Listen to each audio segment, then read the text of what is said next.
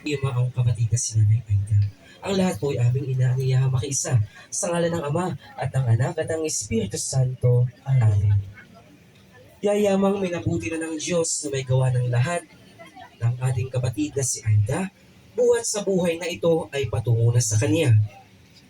Ilalagak natin ngayon ang Kanyang katawan upang manumbalik sa lupang Kanyang pinanggalingan. Ang na puspos ng luwalhati sa piling ng mga anghel at mga banal. Kung kaya tanggapin natin na maluwag sa kalooban ang Kanyang pagpanaw at lubos na umasa, pag-asang dulot ng pagkamatay at muling pagkabuhay ng Panginoon upang tayong lahat ay magkasalo-salong muli sa Kanyang piging sa banal na kalangitan. Nabubuhay at naghahari kasama ng Ama at ng Anak at ng Espiritu Santo. Amen. Ang lahat po ay inaanayahang magsitayo at sabay-sabay po nating aawitin ang Ama namin.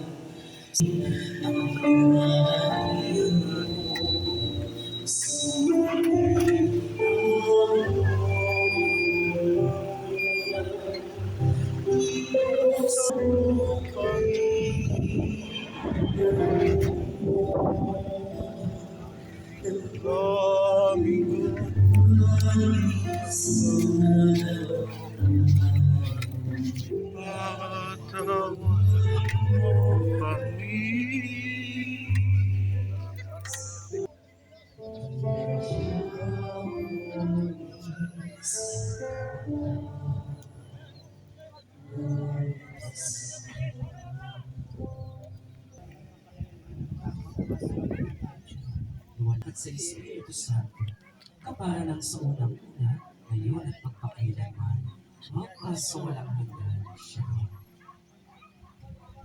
Ulit panguna po ng EJ Funeral Homes, kami po ay taus-pusong nakikiraman.